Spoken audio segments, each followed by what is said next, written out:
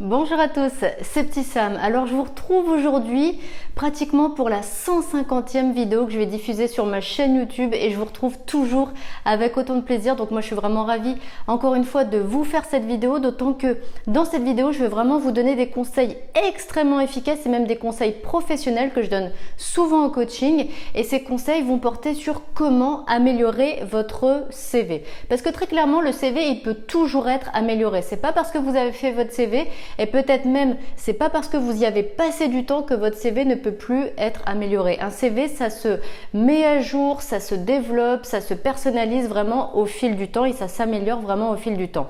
Et très clairement, ce qu'il faut aussi avoir à l'esprit, c'est que dans le CV, il y a souvent des erreurs. Et encore une fois, même si vous y avez passé du temps, même si vous avez fait des recherches pour bien faire votre CV peut-être que si vous le reprenez 2 mois, 3 mois après, vous allez vous rendre compte qu'il y a une erreur. Donc c'est bien de le travailler régulièrement, votre CV. Donc c'est parti pour ces 5 conseils professionnels et très efficaces pour améliorer votre CV. Le premier conseil que je vous donne, c'est vraiment de choisir un titre qui va être directement adapté au poste que vous visez et à sa spécificité. Et la spécificité, c'est le petit détail qui va déjà faire la différence. Très clairement, avec le titre, dès que le recruteur voit le titre, il sait sur quoi vous vous positionnez. Il sait pourquoi vous postulez et donc déjà vous captez son attention. Et très clairement, un CV qui n'a pas de titre, c'est un CV qui peut passer tout de suite à la poubelle parce que le recruteur, sur les quelques secondes, et vraiment les quelques secondes, c'est-à-dire les 5-10 secondes qu'il va prendre pour présélectionner le CV, la première chose qu'il va regarder, c'est le titre. Il n'y a pas de titre, potentiellement c'est poubelle. Tous ne le font pas, mais certains le font. Donc il faut l'avoir à l'esprit. Un titre qui correspond vraiment à l'offre sur laquelle vous vous positionnez, c'est un titre qui capte le regard et c'est un titre qui va arrêter le recruteur sur votre CV. Donc faites-le bien, ce titre-là, et vraiment précisez-le, personnalisez-le avec peut-être la spécificité de votre métier ou la particularité du métier sur lequel vous vous positionnez. Je vous donne quelques exemples pour bien comprendre ce que je veux dire. Imaginons que vous postuliez dans la vente. Si vous mettez vente, ça va pas, c'est beaucoup trop large la vente, il y a des tas de secteurs, il y a des tas d'articles, il y a des tas de possibilités, c'est trop large. Si vous vous positionnez par exemple sur de la vente en prêt-à-porter, alors déjà précisez prêt-à-porter parce que c'est déjà la branche de la vente sur laquelle vous vous positionnez. Imaginons donc que vous vouliez répondre à une offre de vendeur ou vendeuse en prêt-à-porter, déjà on est bon, on est vraiment en lien direct avec l'offre à laquelle vous proposez votre candidature. Mais c'est pas tout. Il faut encore aller plus loin pour encore attirer l'attention sur votre CV et arrêter l'attention du recruteur sur votre CV. Imaginons que précisément les articles que vous alliez vendre, on prend n'importe quoi, on dit que ce sont des articles pour les enfants.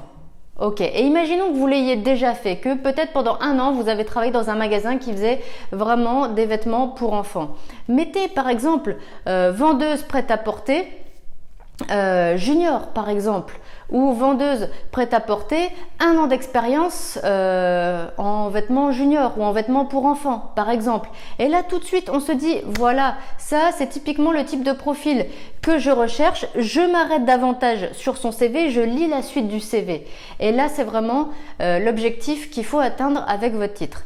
Autre exemple, imaginons que vous postuliez pour faire de l'animation. Mettre animateur, c'est pareil que la vente, c'est beaucoup trop large, vous ne pouvez pas vous contenter de ça. Animateur, il y a animateur loisir, il y a animateur culture, il y a des tas de formes d'animation et en plus il y a des tas de publics différents. Donc il faut préciser quel secteur de l'animation et quel public. Vous pourriez mettre par exemple animateur loisir, public 6-10 ans, ou animateur loisir, 3 ans d'expérience auprès des 6-10 ans. Et là voilà, on sait tout de suite sur quoi vous vous positionnez précisément et on sait que c'est quelque chose que vous connaissez puisque vous précisez l'expérience, puisque vous précisez la spécificité. Et c'est ça encore une fois l'objectif qu'il faut atteindre avec votre titre. Donc vraiment, précisez au maximum votre titre en lien avec l'offre pour laquelle vous postulez. Si vous changez d'offre et que c'est une autre spécificité, changez un petit peu le titre parce que si vous commencez à mettre vêtements junior et qu'après vous postulez pour du vêtement adulte, bah forcément ça va plus. Donc il faut vraiment que votre titre il soit adapté à l'offre et à la spécificité de l'offre ou à la spécificité de l'entreprise. Deuxième conseil que je vous donne, mettez un à propos sur votre CV. Alors un à propos c'est quoi? C'est un très court texte, vraiment de quelques lignes qui va parler de vous. D'ailleurs on pourrait dire à propos de vous. Qu'est-ce que vous pourriez dire sur vous? Alors vous pourriez me dire Mais il y a déjà la lettre de motivation. Oui, c'est vrai, sauf que déjà, quand je vous dis un petit paragraphe, c'est pas une lettre de motivation.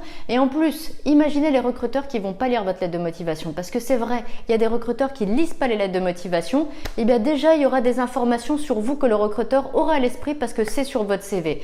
Mais surtout, cet à propos, il va personnaliser votre CV. Et donc, si c'est personnalisé, ça veut dire que vous démarquez des autres candidats. Et c'est ça aussi l'objectif à atteindre avec le CV, c'est se démarquer des autres candidats. Donc vraiment c'est important cet à propos, ce petit paragraphe. Alors il va parler de quoi ce paragraphe? Il peut parler de ce qui vous passionne professionnellement, il peut parler peut-être de l'investissement que vous avez mis dans votre carrière ou de l'expérience ou de la compétence particulière que vous avez développée tout au long de votre parcours, que ce parcours soit long, que ce parcours soit court, vous avez développé de l'expérience, de l'investissement, des projets, des compétences, donc mentionnez-le, mais attention sans préciser, mais mentionnez-le dans cet à propos. Et puis vos ambitions, qu'est-ce que vous voulez pour la suite de votre parcours, quelles sont les étapes que vous voulez franchir professionnellement. Mettez-le, encore une fois, ça personnalise et ça permet de comprendre qui vous êtes, ce que vous voulez et encore une fois que c'est logique que vous postuliez à cette offre en particulier pour lequel le recruteur est en train de regarder votre CV. Donc vraiment de la personnalisation de votre CV, c'est comme ça aussi que vous l'améliorez. Troisième conseil que je vous donne, si vous avez obtenu des résultats, mais qu'est-ce que c'est important? Mentionnez-le. Mentionnez-le parce qu'on va voir vraiment l'efficacité de votre travail, on va voir vraiment l'ampleur de votre compétence et de votre efficacité, encore une fois, dans votre travail. Alors quand je dis des résultats, c'est quoi? Si vous avez des résultats chiffrés, c'est super parce qu'on retient très facilement les chiffres. Les chiffres, vraiment, ça marque l'esprit, ça marque la mémoire. Donc ça, les chiffres, si vous en avez, le recruteur, très potentiellement, il va les retenir, ces chiffres-là. Des chiffres, par exemple, si vous avez explosé les ventes, à un moment donné, un mois dans votre activité, vous avez explosé les ventes, mettez vraiment le nombre de ventes que vous avez atteint, l'objectif qu'il fallait atteindre et à quel point vous l'avez dépassé. Si par exemple vous avez eu un super score en termes de satisfaction clientèle, mettez-le. Si vous avez dépassé un chiffre, quel qu'il soit, peut-être le chiffre d'affaires qui était prévu, vous l'avez dépassé, vous l'avez peut-être fait augmenter de 5%, 10%, 15%, 20%. Mettez-le, bien sûr que ça va parler à un recruteur. Si vous avez, je ne sais pas, accompagné plein de personnes, peut-être vous aviez un portefeuille, je ne sais pas, de 100 clients, 200 clients ou 300 bénéficiaires, j'en sais rien. Mettez-le parce que les chiffres, vraiment, c'est très parlant. Donc ça, c'est un résultat. Mais il n'y a pas que ça en termes de résultats. Si par exemple, au cours de votre cursus, de vos formations, vous avez obtenu une mention, mettez-le. La mention aussi, c'est quelque chose. En plus, c'est un détail en plus, mais ça montre la qualité de votre travail et de votre investissement. Également, si vous avez eu des distinctions, mettez-le. Je pense notamment à une personne que j'ai coachée et qui avait été élue quelque chose comme meilleure vendeuse au niveau national. Elle l'avait pas mis sur son CV. Et qu'est-ce que c'est important? Je veux dire, il n'y a qu'une personne qui a ça dans l'année et c'était elle. Et c'était elle parce qu'elle s'était donnée à fond dans son boulot. Elle avait fait énormément d'efforts, elle avait investi énormément d'énergie et elle était arrivée meilleure vendeuse de France. C'est énorme. Donc bien sûr que les distinctions, il faut les mettre aussi. C'est important. Quatrième conseil que je vous donne, il faut vraiment que votre CV il soit hyper lisible. Lisible, ça veut dire qu'il faut qu'il soit aéré, votre CV. Il ne faut pas qu'il soit trop condensé parce que déjà, vous ne donnez pas envie de le lire s'il est trop condensé. Il faut qu'il soit aéré, il faut qu'il soit sobre et il faut qu'il soit structuré, qu'il y ait de la cohérence dans votre CV, qu'on sache tout de suite où trouver l'information que l'on recherche. C'est important parce que ça va donner envie de le lire, votre CV. Très clairement, une fois que vous avez fini votre CV, si vous le trouvez un peu trop chargé, dites-vous qu'est-ce qui n'est pas essentiel, qu'est-ce qui n'est pas obligatoire, qu'est-ce qui n'est pas primordial dans mon CV. Et s'il y a des informations un peu secondaires, peut-être que vous n'allez pas juger extrêmement utiles, enlevez-les. Et dites-vous bien que de toute façon, il y a la lettre de motivation qui vient en appui pour ajouter ce que vous n'avez pas mis dans le CV. Et puis, les arguments que vous n'avez pas mis dans le CV, gardez-les en mémoire pour l'entretien d'embauche. Ça vous fait déjà des arguments en plus. Ensuite, si vous mettez de la couleur, et vous avez le droit bien sûr de mettre de la couleur, si c'est une couleur qui est un petit peu foncée, pensez à passer votre police, donc l'écriture, en blanc, ça sera beaucoup plus lisible. C'est une petite astuce, mais elle fait une énorme différence. Elle va apporter vraiment de l'aération et de la lisibilité à votre CV. Ça, c'est quelque chose que moi, je fais souvent avec les personnes que j'accompagne. Je l'ai fait encore il n'y a pas longtemps avec une personne qui avait mis son CV en bleu. Je lui ai passé l'écriture en blanc et tout de suite, ça a fait son effet. C'est un petit détail, mais qui fait beaucoup d'effet. Alors, faites-le. Ça prend mais à peine quelques secondes et ça offre vraiment beaucoup plus de lisibilité à votre CV qui devient beaucoup plus agréable en quelques secondes. Cinquième et dernier conseil que je vous donne, il faut que votre CV soit léger. Je parle en taille de document.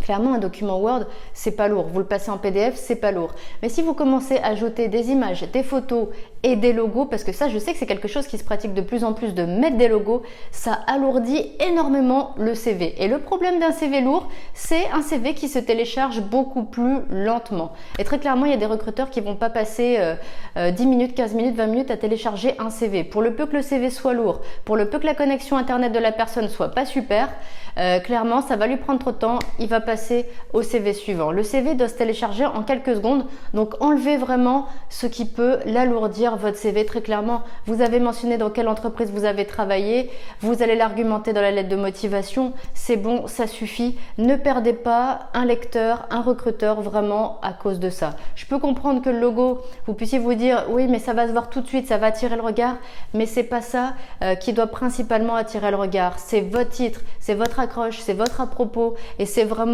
la structure que vous allez mettre sur votre CV qui va donner envie de lire tout de suite vos compétences, vos expériences et vraiment l'ensemble de votre CV. Donc vraiment les logos, passez, c'est pas grave, c'est pas ce qui va vous enlever vraiment une opportunité d'embauche, mais surtout ça va éviter que votre CV soit vraiment trop lourd à télécharger. Alors, le CV, c'est vraiment le premier document que vous faites pour votre recherche d'emploi, donc il faut vraiment qu'il soit top ce document, il faut vraiment qu'il y ait le moins d'erreurs possible. Je sais qu'il y a beaucoup de questions qui sont souvent posées sur les CV et comme j'avais fait précédemment une vidéo sur les questions qui reviennent très souvent sur les CV, eh bien je vais vous la mettre juste à la fin de cette vidéo, que vous puissiez la consulter tout de suite, donc sur des questions et bien évidemment que je vous apporte des réponses à ces questions sur le CV. Voilà, et puis si vous ne l'avez pas déjà téléchargé, je vous offre un e-book qui va vous donner 45 conseils pour éviter des erreurs dans toutes les phases de votre recherche d'emploi. Cet e-book vraiment c'est une petite pépite, donc téléchargez-le vite, il se lit très facilement, très rapidement, mais surtout il vous évite plein d'erreurs. Voilà, j'en ai fini pour cette vidéo, j'espère vraiment que vous avez pu l'apprécier et que vous allez pouvoir mettre vraiment en marche et en œuvre tous les conseils que je viens de vous donner là. Si vous avez des questions, n'hésitez pas à me les laisser en commentaire et moi je vous dis à très bientôt dans une prochaine vidéo.